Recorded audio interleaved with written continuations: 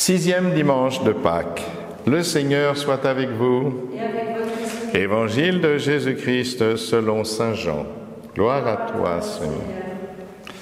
En ce temps-là, Jésus disait à ses disciples, « Si quelqu'un m'aime, il gardera ma parole. Mon Père l'aimera et nous viendrons vers lui et chez lui nous ferons une demeure. Celui qui ne m'aime pas ne garde pas mes paroles. Or, la parole que vous entendez n'est pas de moi, elle est du Père qui m'a envoyé. Je vous parle ainsi tant que je demeure avec vous.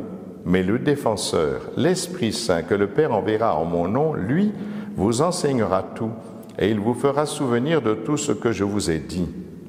Je vous laisse la paix, je vous donne ma paix.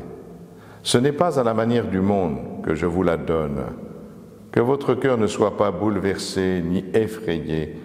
Vous avez entendu ce que je vous ai dit, je m'en vais et je reviens vers vous.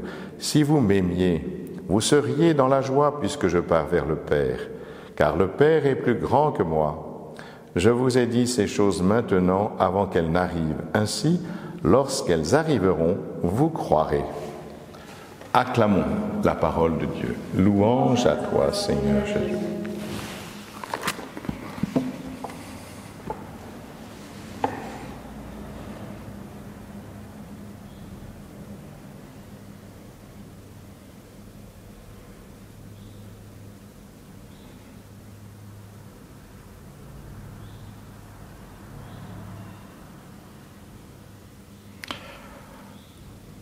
Mes amis, quand vous voyez un feu rouge au carrefour, la question c'est pourquoi les gens s'arrêtent au feu rouge ? Oui, ils s'arrêtent soit parce que, ils ont peur qu'on leur enlève leur permis, tout simplement, voilà. Ou alors, parce que ce sont des gens réglo, comme on dit, c'est-à-dire, c'est comme cela, on s'arrête, c'est une convention entre nous, le feu est rouge, c'est le signe d'arrêt, je m'arrête, voilà, je suis en règle. Et il y a une troisième possibilité. Vous pensez peut-être aux personnes, aux enfants qui pourraient traverser, que vous pourriez blesser sans les voir. Et là, vous voyez, vous êtes dans l'empathie parce que vous aimez les gens. Et donc, vous voyez, il y a plusieurs motivations aux gestes que l'on pose. Si une maman dit à son enfant de nettoyer sa chambre, pourquoi l'enfant va-t-il le faire ? Il le fait parce qu'il a peur d'une sanction, il le fait par obéissance ou il le fait simplement par amour de sa maman.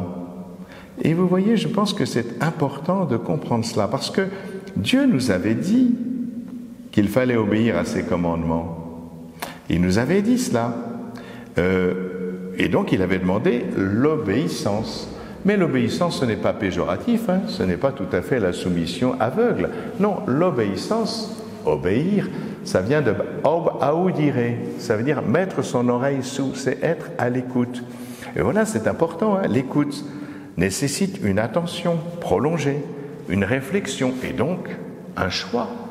Il s'agit donc d'un choix intelligent et éclairé. Pourquoi je fais ce que je fais ? Et donc Dieu demandait d'obéir à ses commandements. D'ailleurs, il avait dit, je mets devant toi la vie et la mort, le bonheur et le malheur, tu choisiras la vie. Donc il y a bien un choix qui se fait à partir justement d'une réflexion, à partir de l'écoute de ce que Dieu nous dit. Donc vous voyez, ce n'est pas la soumission aveugle, mais c'est quand même la loi ancienne.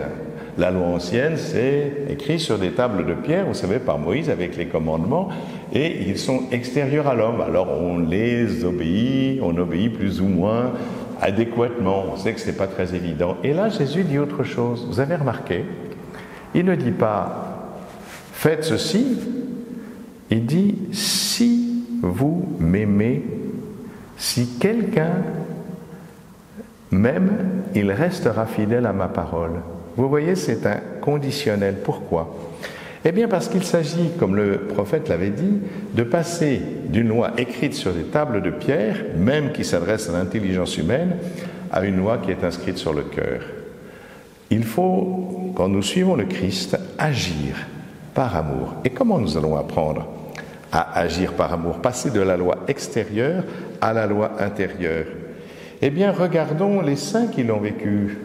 Une qui est proche de nous, c'est quand même Thérèse de Lisieux. Qu'est-ce qu'elle a dit, Thérèse? Elle est passée de l'obéissance de la règle monastique du Carmel à son accomplissement au nom de l'amour. Dans le cœur de l'Église, ma mère, je serai l'amour. Et voilà. Donc vous voyez, c'est cela qu'il faut comprendre. Et comment on peut le vivre vraiment? Eh bien, c'est l'Esprit Saint. Et le Christ le dit clairement, c'est l'Esprit Saint qui donne l'intelligence de l'amour. Vous l'avez aussi dans la première lecture des Actes des Apôtres, qu'on lit aujourd'hui, ce dimanche. Donc, l'obéissance par amour. Il n'y a que l'obéissance par amour qui donne vraiment du sens aux actes que l'on pose.